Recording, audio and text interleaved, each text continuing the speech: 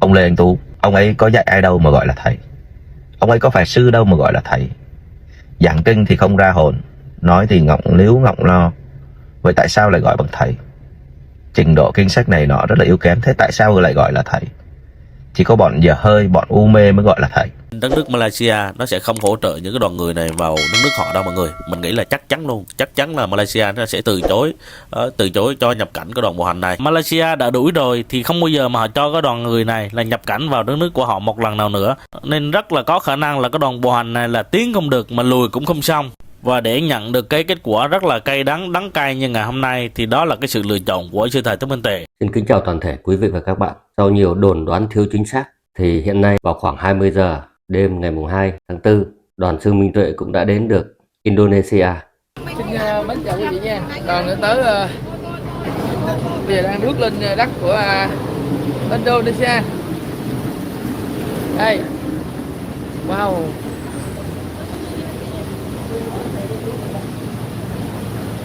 Giờ chuẩn bị các sư lên nha.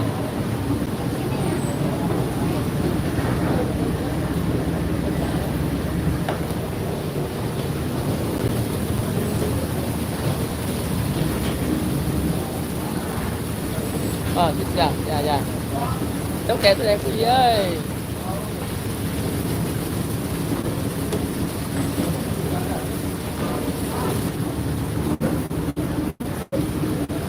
Đẹp quý vị lên thôi để tàu tôi quý vị ơi. Xin chào Indonesia. Hello. Quý vị đây, ok. Lần đầu tiên câu chuyện của sư Minh Tuệ trong đêm đi cho đến nước Indonesia được Kulit hỗ trợ đi đến điểm nghỉ cách đây 7 cây số, thật là hoan hỷ và tốt đẹp. Cảm ơn đất nước Indonesia đã chào đón các sư. Nguyện những ngày tới đây xạ thu an lành tốt đẹp. Nam mô A Di Đà Phật.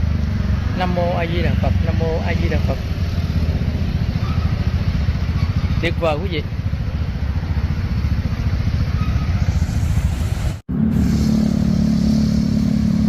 Đoàn bộ hành đang đi trên cung đường đầu tiên ở tại Indonesia.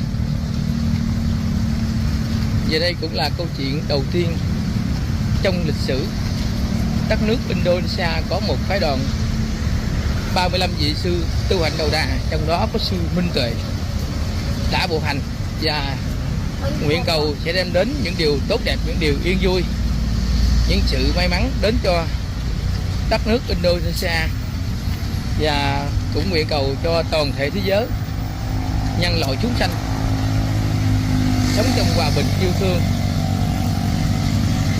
và luôn lúc nào cũng được sự tốt đẹp.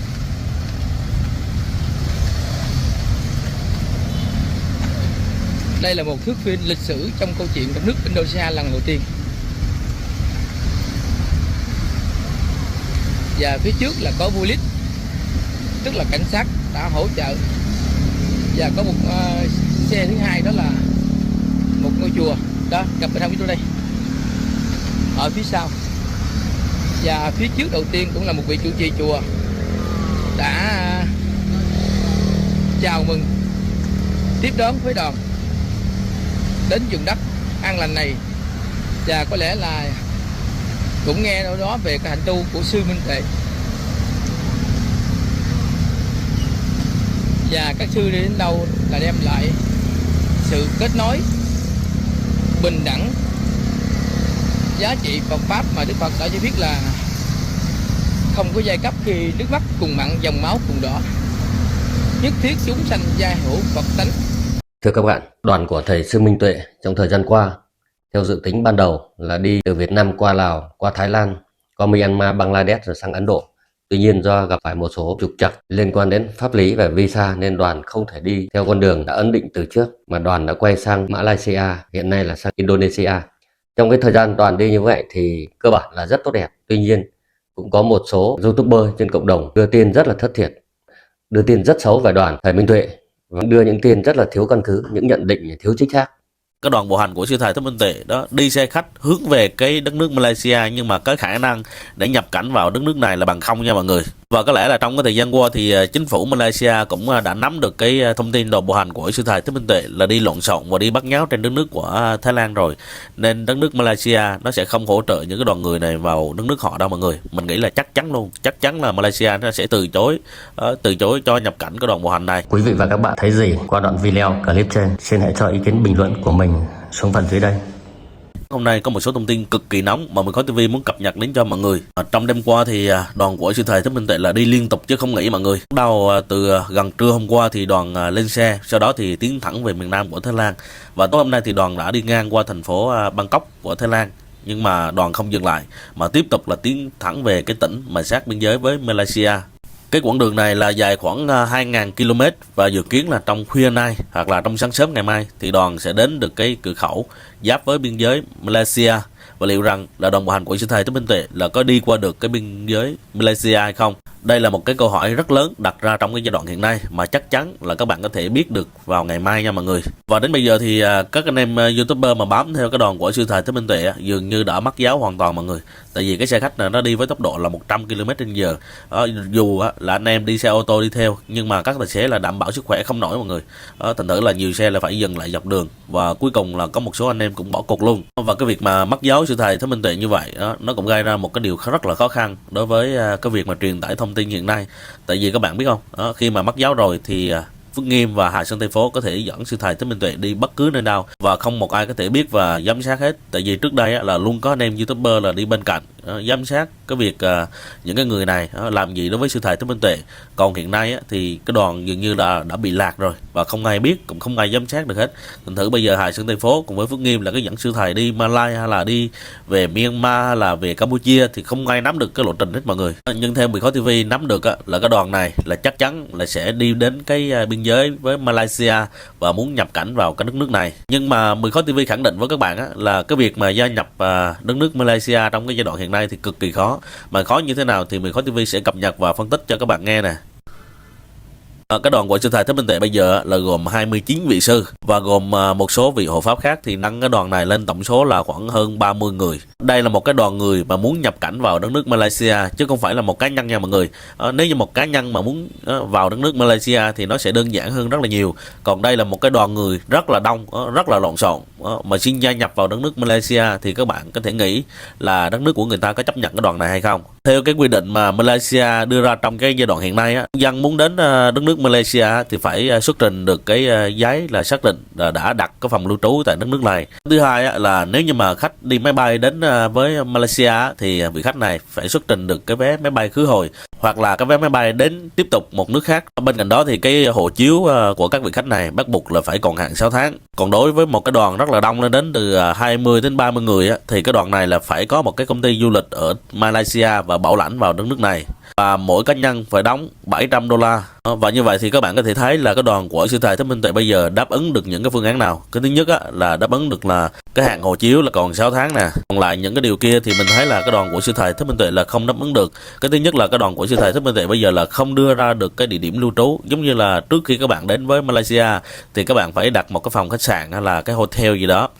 Thì các bạn phải trình ra cho hải quan của nước này biết thì ra là cái người này muốn đến Malaysia đến du lịch là làm việc gì đó và đang ở tại cái khách sạn này.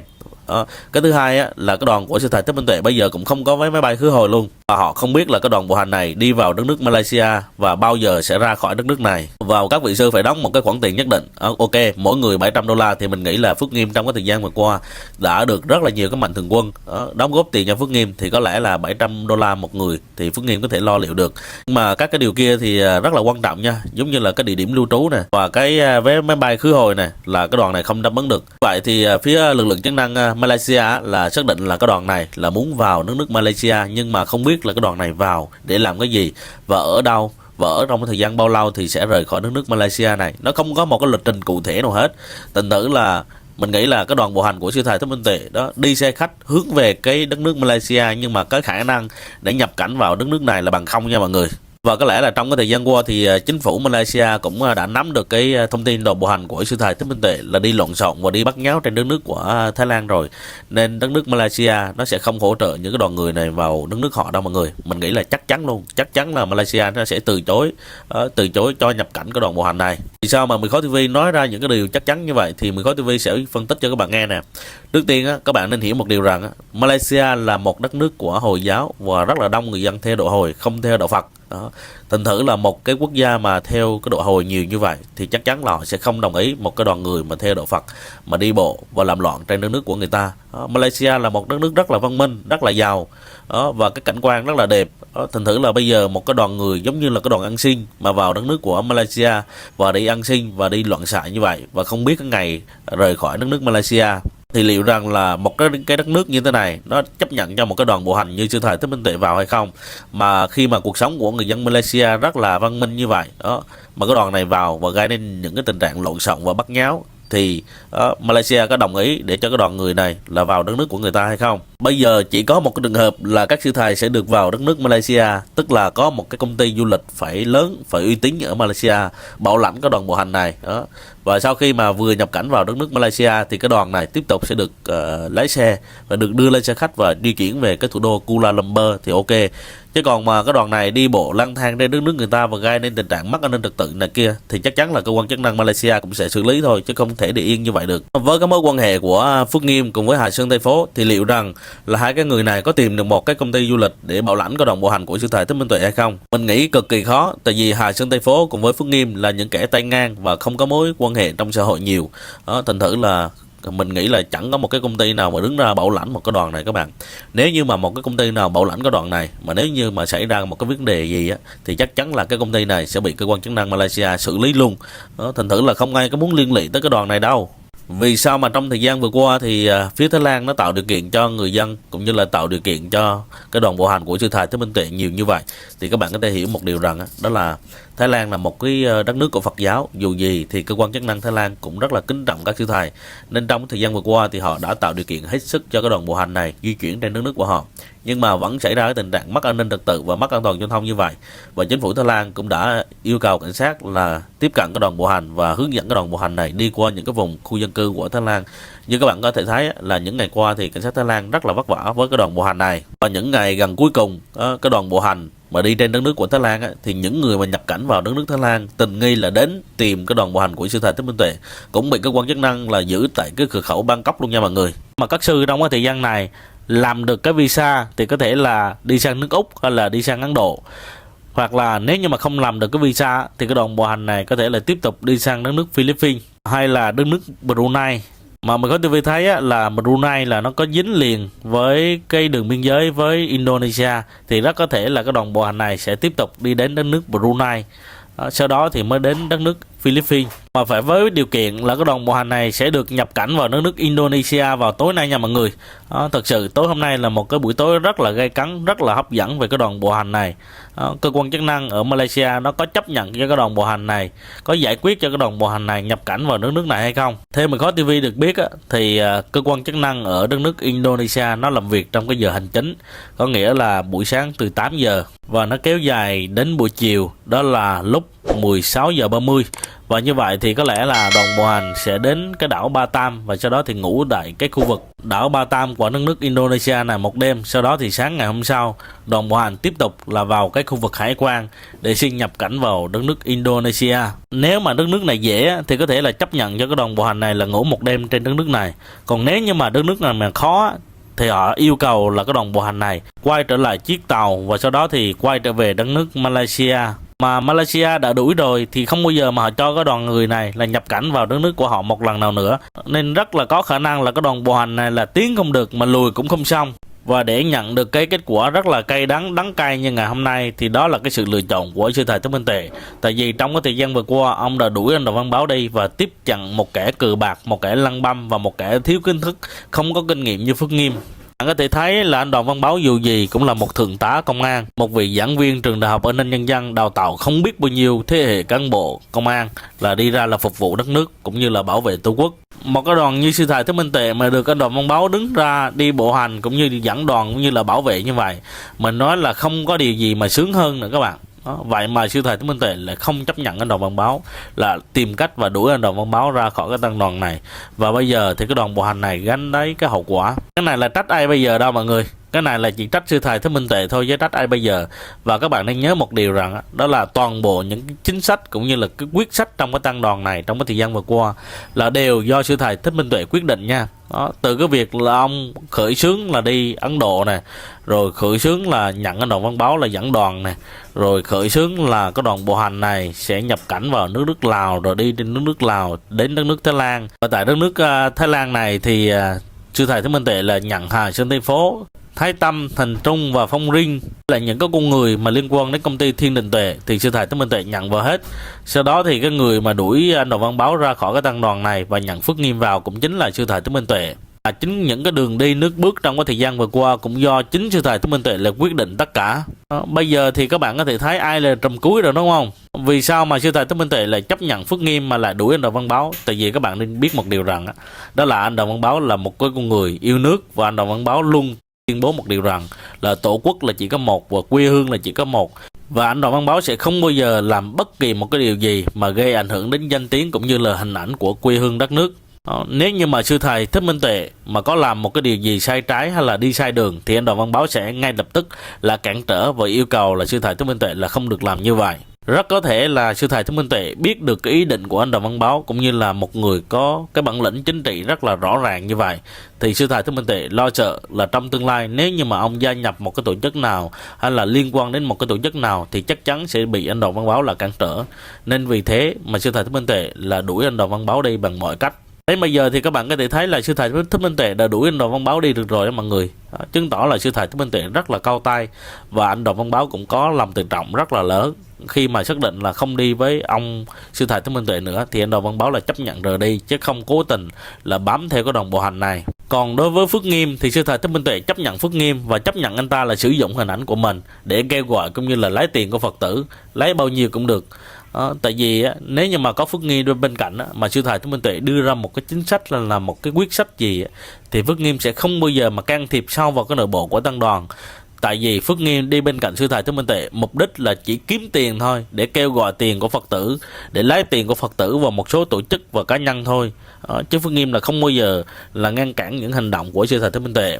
Và ông nhận thấy Phước Nghiêm là một người dùng được. Nhưng mà sư thầy Thích Minh Tuệ đã quá sai lầm rằng đó là ông không nghĩ đến cái chuyện là làm hồ sơ cũng như là giấy tờ.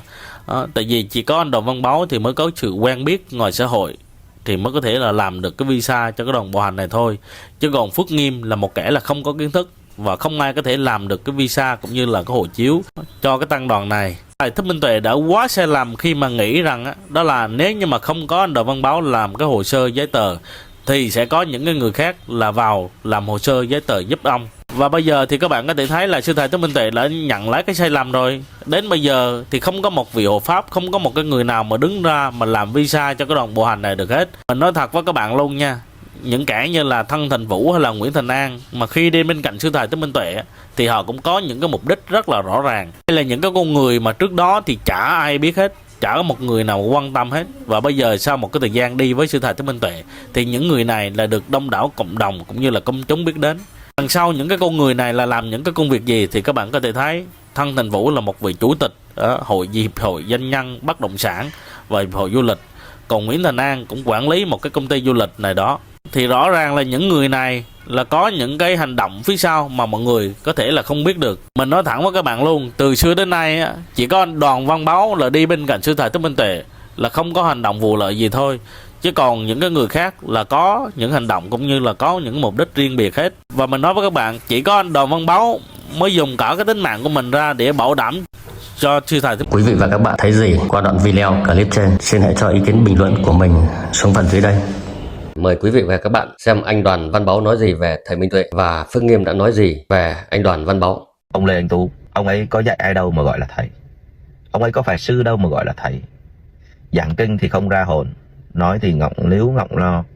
Vậy tại sao lại gọi bằng thầy? Trình độ kinh sách này nó rất là yếu kém, thế tại sao lại gọi là thầy? Chỉ có bọn dở hơi, bọn u mê mới gọi là thầy. Quý vị và các bạn thấy gì qua đoạn video clip trên, xin hãy cho ý kiến bình luận của mình xuống phần dưới đây. Tránh ngay thẳng ta không giờ đổi dù tan xương nát thịt chẳng màng câu chuyện của Đoàn Văn Báo.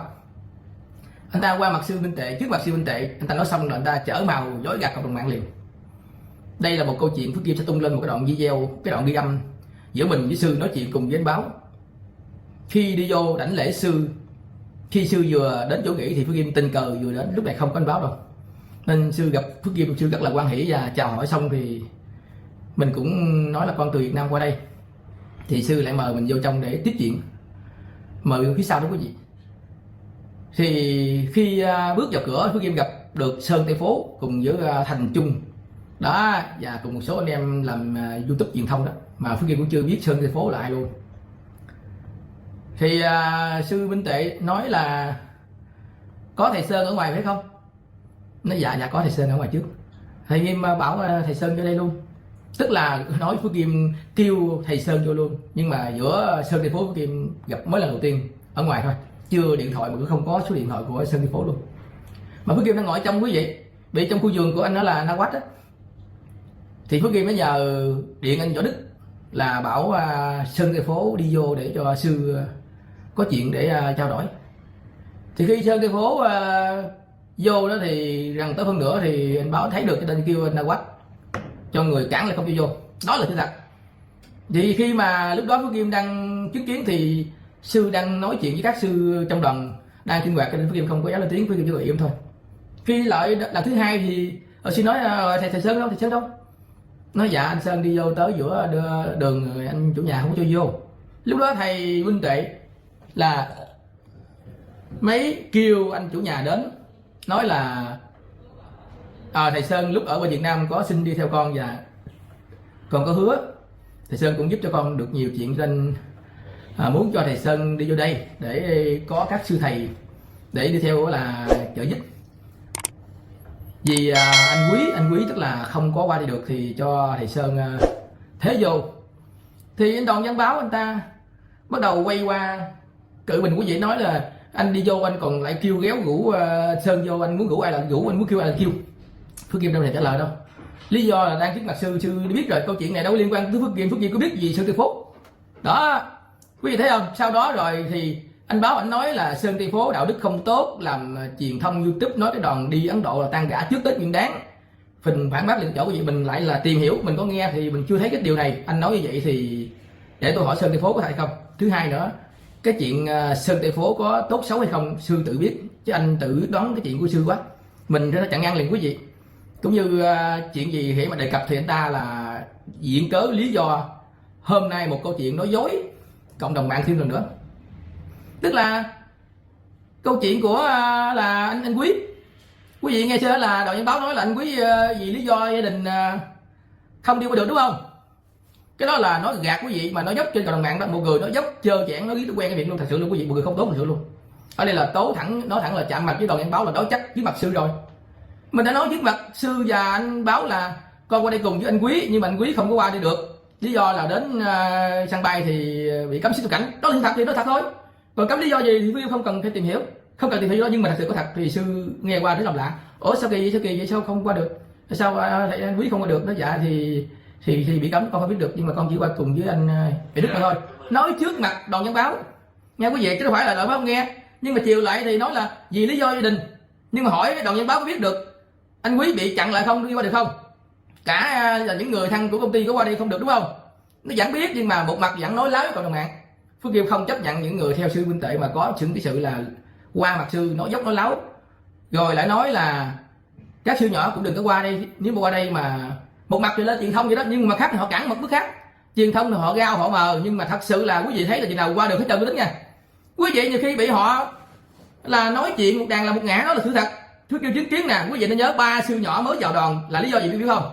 Quý vị đâu có tìm hiểu câu chuyện của trong sự thật đâu, ai đưa 3 sư nhỏ này qua, quý vị không biết không? Trước khi tin đó là vừa nói là 3 sư nhỏ này để trước rồi, nếu mà đi sau thì ăn bị chặn hết luôn đó. Nói rằng là một ngã, nghĩa là Đoàn Văn Báo là hoàn toàn bị đặt, nhưng mà có dám nói chắc với Kim với sư thầy không? Đó, rồi bây giờ nói trước mặt các sư, có ghi âm luôn nè, có ghi âm thật sự luôn quý vị, nói cho lớn tiếng nha, bị thông cảm. Nói qua đây mà ngủ ngoài đường đó là bị ta bắn chết rồi đó. Nói hù dọa các sư kia như vậy đó, nói trước mặt sư Minh Tệ mà nói như vậy là nói sao? Phước Kim cho rằng anh Báo này quá sức là coi như là tự ý phát ngôn, hay là coi sư không ra gì hết, rồi thêm nữa là nó nói chuyện là thiếu đi cái sự tôn trọng. Quý vị thấy không, đi trên đường đùa giỡn với sư Minh Tuệ, nói những chuyện cà gỡn hay là nói những chuyện không ra cái gì hết. Nhưng mà mình không chắc cái chuyện này từ sửa, nhưng mà có sửa không thì toàn bộ là bịa đặt chuyện hết. Nói là công an mời Phước Kim ra, chả có công an nào ở đây. Gia đình người ta, anh kêu gia đình là đuổi mình ra cho bằng được. Gia đình thì nói thì con thôi, gia đình nói vậy thì thầy Minh Tuệ nói thôi thầy Kim cứ ra đi, con hẹn thầy qua ngày mai. Tức là Phước Kim hẹn là thầy sư Minh Tuệ là ngày mai gặp lại để trao đổi hết cái nỗi lòng, để cái sự việc là những người giáo sư hoàn toàn phải có giới lực, phải có đạo đức và phải có lương tâm thật sự, chứ không gì mục đích khác. Còn ở đây quý vị đừng hiểu lầm là cái Phước Kim bu bán cái gì. Mình là người chia sẻ về chủ đề của sư, hỏi những cái câu về Phật pháp, về trí tuệ để cho cộng đồng bạn hiểu. Quý vị thấy là Phước Kim có bao giờ đưa tin chưa? Có bao giờ quay clip giật gân hay là lấy ảnh cộng đồng mạng mình, lấy hình ảnh sư mà để đăng chưa? Không cần cái chuyện đó. Phước Kim chỉ là trao đổi những câu của sư Minh Tuệ mà thôi. Nhưng mà cái cuộc hành trình này đi đó thì anh báo ảnh lại qua mặt sư Minh Tuệ, đặt điều rồi ảnh lại khống chế không cho tất cả những người nào được tiếp cận với sư Minh Tuệ nghe quý vị. Trước mặt sư thì mình nói là anh quý không đi được, thì bây giờ sư đã chọn thầy Sơn rồi mà anh không tôn trọng. Nói như vậy anh mới hiểu rồi. Rốt cuộc là buổi chiều nay thì Sơn Tây Phố được vô gặp sư Minh Tuệ để thế giai cái đòn đó là của Lê Khả Giáp. Như vậy thì Phước Kim tin rằng những người mà không có giới lực, không có chân thật, có cái giả tâm là không thể nào đi cùng sư Minh Tuệ qua tới Ấn Độ được đó. Còn quý vị tại vì thấy 20 ngày nay, nhưng mà 20 ngày nay là họ đưa tin, họ làm những chuyện hoàn toàn là qua mặt sư Minh Tuệ, và họ nói một câu, nói chung là nói sư Minh Tuệ không được thuyết pháp, rồi sư ẩn tu núi Hy Mã Lập Sơn. Mà mỗi lần Phước Kim phản bác thì họ bắt đầu lên họ chỉnh lại. Vậy thì câu chuyện này ai đề cập ra, ai nói ra, có phải Đoàn Văn Báo không? Còn nói là qua bên Hoàng gia này có 2 cảnh sát hay bảo vệ là cũng nói dốc với sư Minh Tuệ luôn. Phước Kim dám bảo đảm với quý vị, nói bằng thật sự chứng minh ở Thái Lan luôn, không có 2 cảnh sát Hoàng gia. Chiều nay thì họ xác định rồi, họ cho rằng anh Quá đó không phải là cảnh sát, là người chỉ là hỗ trợ dẫn đường thôi, mà sao dám mạo nhận là cảnh sát Hoàng gia. Mà nói với sư Minh Tuệ với nói cộng đồng mạng thì cái gì phải thật sự, chứ sao mình lại đặt điều nói dốc như vậy được? Ai cho phép mình lại nói đi sư Minh Tuệ mà phải nói dốc láo nhiều thứ gì, phải quý vị? Nên kêu Phước Kim không nói làm sao được. Chính vì mình là cái người dám nói thẳng, cho nên để cho quý vị hiểu đúng, chứ không phải là vì sự ganh tị đấu tố bôi nhọ. Nhưng mà khi mình gặp, mình nói chuyện trước mặt sư và anh Báo, chứ không phải là mình nói cái cách khác đâu quý vị. Nhưng mà bắt đầu anh ta quay clip lấy hình ảnh của mình lên, bắt đầu là công kích, là bôi nhọ, là tấn công liền. Cộng đồng mạng thì ta đâu có hiểu chuyện đó. Giống như quý vị cứ hiểu một chiều nói Phước Kim đến đây để phá gối hay là cản trở, quý vị thấy có cần thiết gì đó không? Nhưng mà tại vì rất là nhiều người cũng mong Phước Kim được đồng hành chuyến này, mà đi đây là mục đích gì? Xin nói thẳng với Phước Kim luôn, là để gần gũi với sư, mỗi ngày được phỏng vấn và hỏi những câu chuyện. Còn nói YouTube thì sao? Quý vị nghĩ là cái kênh của Phước Kim mới tạo này có 20.000 người là đăng lên để làm chi cho quý vị lấy tự do đăng lại, chứ không phải là YouTube lớn lao gì đâu. Phước Kim cũng đâu cần quay, trong khi vô sư mình không cần quay phim, mình chỉ là người nói chuyện với sư bằng trí tuệ Phật pháp, và sư cũng tôn trọng, thật sự là tôn trọng kêu các sư khác đến để mà ngồi nghe đặng Phước Kim nói chuyện cùng với anh Báo, không phải là nghe Phước Kim thuyết giảng, nhưng mà để nghe câu chuyện Phước Kim trình bày cho mọi người hiểu được đúng sự thật. Đó, mình mong muốn rằng cái gì nó cũng phải là sự thật, đó là công bằng. Đó, quý vị thấy chính vì sự thật này thì quý vị biết là mấy tháng trước rất là nhiều người nhắn tin điện như mình, chửi bới đủ thứ hết. Họ nói mình không được nói chuyện của sư Minh Tuệ nữa, không được đó là ca tụng sư Minh Tuệ, cứ nói sư Minh Tuệ là Phật, là Thánh, là Tiên, là đắc đạo, là công đức, đó là từ trường năng lượng gì vân vân. Bên kia cũng tấn công, bên đây cũng tấn công. Rồi hôm nay thí dụ quý vị chưa hiểu câu chuyện trước sau đầu đuôi gì hết trơn, thí dụ quý vị hiểu chưa? Đây là nói một ý cho 100 ý thôi quý vị, sự thật nó còn nhiều thứ lắm. Nhưng mà cái kim giấu trong bọc nó sẽ lòi vỏ. Chính Đoàn Văn Báo tấn công nó là lên mạng mà nói công ty sư Minh Tuệ rút giấy phép rồi không còn tồn tại, không còn có quyền gì nữa. Ủa tại sao mình nói như vậy? Mình trong với sư mà đừng nói gì chứ? Công ty Thiên Tuệ là nơi sư ở tu một thời gian, là sư Bá Đức Anh của sư Minh Tuệ, là anh Tứng, những người giúp đỡ sư trong lúc ở Việt Nam. Thì cho dù hôm nay mình có được đi với sư nữa thì mình phải tôn trọng những người đó, và phải tôn trọng những anh em trước đây đã quay phim, đã là đăng hình ảnh của sư. Quý vị nhiều khi nói xong cái quý vị cũng nghe một chiều nó là YouTube bẩn, thì những người nào làm sai người đó chịu thôi. Nhưng tối ngày cái lòng ganh tị của chúng ta lúc nào cũng bùng phát hết. Trong khi đó thì độc chiếm hoàn toàn, không cho ai, tức là được tiếp xúc với sư, phỏng vấn hay là hỏi bất cứ gì. Thì Phước Kim nói là anh là anh xem thường cái trí tuệ của sư Minh Tuệ, thật sự luôn. Cho dù 100.000 người đến đây phỏng vấn thì sư cũng trả lời là giới lực, là đạo hạnh, là từ bi thôi. Còn nói là được chính quyền đề cử, cái chuyện đó tôi không tin.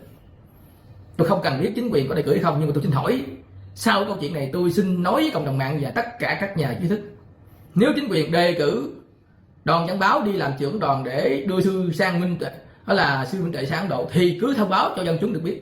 Dân chúng ta cũng quan nghênh thôi chứ đâu có gì quý vị. Nhưng mà có thật gì không, hay là Nhân Báo tự là mạo nhận và nói là chính quyền nào thì nói là huyện là Ia Kha của Gia Lai, Ia Kha gì đó, Phú Kim không quên cái tên rồi, cái huyện mà của sư huynh đệ đó cử Đoàn Nhân Báo làm trưởng đoàn của văn bản. Tôi hỏi văn bản của anh đâu, trước mặt sư anh có thể giải trình không?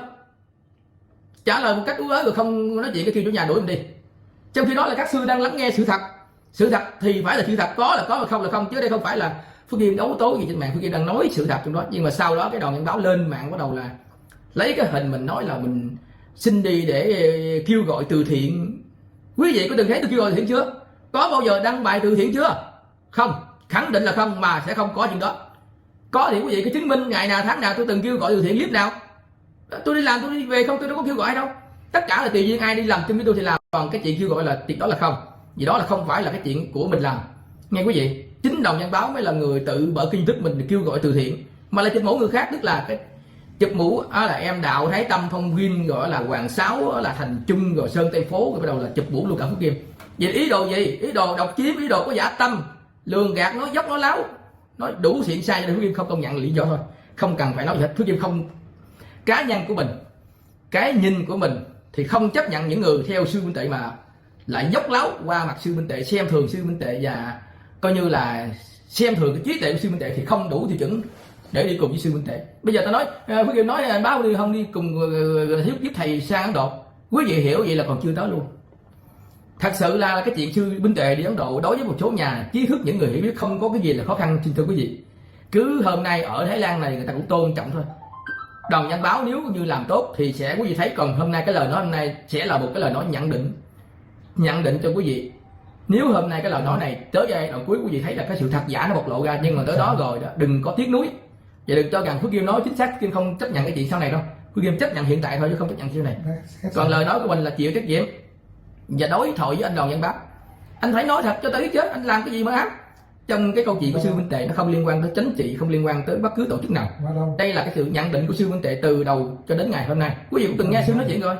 Một nhà tu đơn thuần là giữ giới lực, học theo hạnh đầu đà và đi khất thực và đi bộ hành Ấn Độ để theo cái nguyện hạnh đầu đà và để cầu nguyện cho thế giới được hòa bình, cho tốt đẹp mà thôi, chứ không có gì khác. Nếu ai gì một ít là người đó cũng đã sai trong câu chuyện ngày hôm nay. Rồi một bài chia sẻ tối nay thì mong rằng quý vị còn nhiều câu chuyện sai mà anh Đoàn Nhân Báo đã nói sai trong cái câu chuyện của sư huynh đệ đi trong cái chuyến đi này, nghe quý vị. Rồi mình sẽ tiếp tục nói tiếp bài khác nữa. Xin chào quý vị. Nam mô Di Đà Phật. Quý vị và các bạn thấy gì qua đoạn video clip trên, xin hãy cho ý kiến bình luận của mình xuống phần dưới đây. Video đến đây kết thúc. Cảm ơn các bạn đã quan tâm theo dõi. Rất vui khi được gặp lại các bạn ở những video tiếp theo. Bye bye.